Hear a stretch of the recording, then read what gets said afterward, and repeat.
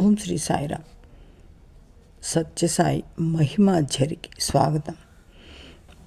ఈ రోజుల్లో స్వామివారి సూపర్ స్పెషాలిటీ హాస్పిటల్లో అంతా చూపించుకొని మంచి ఆరోగ్యాన్ని పొందుతున్నారు. 1949-50లో పుట్టపర్తిలో ఏ రోగానికి వైద్యుడే లేడు, హాస్పిటల్ ఏమీ లేదు. శక్తి ఉన్నవారు పక్కనే ఉన్న కొత్త చెరువుకు వెళ్ళేవారు. వెళ్ళలేని వారంతా స్వామివారి మీదే ఆధారపడి ఉండేవారు. ఒకరోజు ఒక వృద్ధురాలు దగ్గుతూ స్వామి సన్నిధికి వస్తుంది. ఆమె దగ్గుతుంటే లోపల ఉండే నరాలు కూడా కదిలిపోతున్నట్లుగా కనిపిస్తూ ఉంటుంది. ఆమె పడే బాధ ఎవ్వరూ చూడలేకపోతారు. కొద్ది రోజులు అయిన తర్వాత ఒకరోజు స్వామి ఆమెను దగ్గరికి పిలిచి చెయ్యి పట్టుకొని అన్నారు కదా, చెయ్యి పట్టు. ఆమె ధైర్యంగా చెయ్యి చాపుతుంది. స్వామి చేతిని మూసుకొని ఆమె చేతిలో పెట్టి గట్టిగా నొక్కారు. అంతే, కొద్దిసేపటికి ఆమె కెవ్వున కేక వేస్తుంది. అందరూ హడలిపోతారు. చూస్తే ఆమె చేతిలో ఏముందో తెలుసా?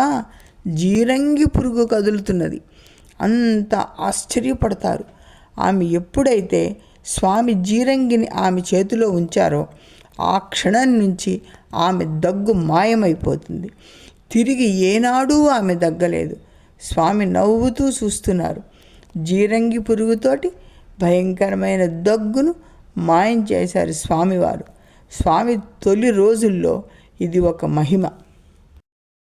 ఒక రోజున ఒక అబ్బాయికి విపరీతంగా మోషన్స్ అవుతుంటాయి.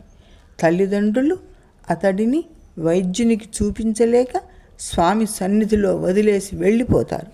ఎందుకంటే వైద్యుడు వైద్యాలయం లేని చోట వైద్యనాథుడైన స్వామి సన్నిధే ఆ కుర్రవాడికి నయం చేస్తుందని వారి నమ్మకం. స్వామి దగ్గర వదిలేస్తే స్వామి చూసుకుంటారనే ధైర్యంతో తల్లిదండ్రులు వదిలేసి వెళ్ళిపోతారు. అతడికి రాత్రుళ్ళు పగళ్ళు ఒకటే మోషన్స్ అవుతూ ఉంటాయి. ఆ రోజుల్లో ఎక్కడ ల్యాబరేటరీస్ లేవు కదా, అందుకని అతడు చెంబు తీసుకొని దూరంగా వెళ్ళి పని ముగించుకొని వస్తూ ఉండేవాడు. స్వామివారు ఎంత కరుణామయులంటే దేహమాత వదిలేసి వెళ్ళిపోయినా దైవమాత వదలడు కదా.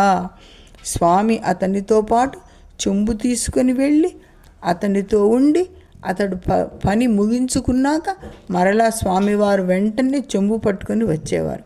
తల్లి కూడా ఇలా చెయ్యదేమో. ఇట్లా 2-3 రోజులు అయిన తర్వాత ఒకరోజు రాత్రిపూట ఆ కుర్రవాడు బయటికి వెళ్ళాలని లేస్తాడు.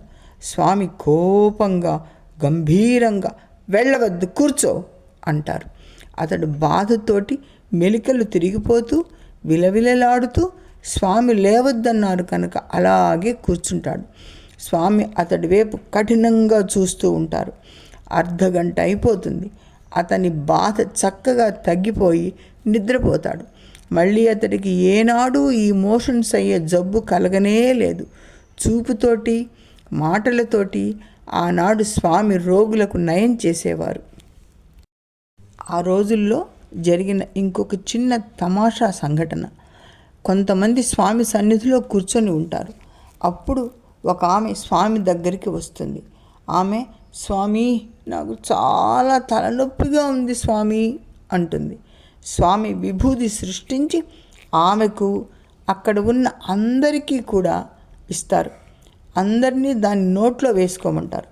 ఒకరికి పిచ్చి కారంగా ఉంటుంది, మరొకరికి కఠినమైన వేప చేదు కంటే చేదుగా ఉంటుంది, ఇంకొకరికి అసలు రుచే ఉండదు, మరొకరికి అమృతంలాగా ఉంటుంది, ఇంకొకరికి ఉప్పగా ఉంటుంది, ఇంకొకరికి గుమగుమలాడే వాసనతో తీయగా ఉంటుంది, మరొకరికి అసలు రుచే లేకుండా ఉంటుంది.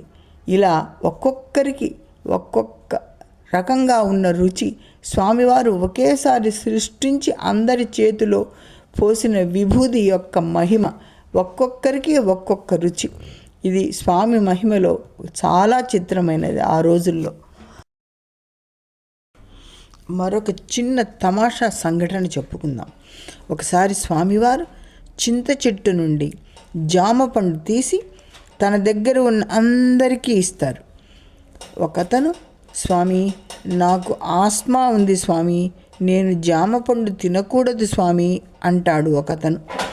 స్వామి నవ్వి, ఇది స్వామి ప్రసాదం తిను అంటారు. అంతే, అతడు తినేశాడు. ఆ రోజు నుండి అతని ఆస్మా మాయమైపోతుంది. అందరూ చూస్తుండగానే ఒక మామిడి పండు సృష్టించి అందరికీ ముక్కలు కోసి ఇస్తారు స్వామి. అది సపోటా పండు రుచి, సపోటా పండు వాసన వస్తుంది. అందరూ ఆశ్చర్యంగా చూస్తూ ఉండగా స్వామి అంటారు, ఇవి కేవలం కొన్ని మాత్రమే, రాబోయే కాలంలో ఎన్నో మహిమలు చూస్తారు. ముందుగా మీకు కొద్దిగా చూపిస్తున్నాను అంటారు. ఆనాడు ఆ మహిమలు చూసి ఆశ్చర్యపోయినారు వారంతా. నేడు స్వామి చేసే మహిమలు విశ్వవ్యాప్తంగా కోటాను కోట్ల మందికి అయిన అనుభవాలను మనం వింటున్నాం కదా. జై సాయిరామ్.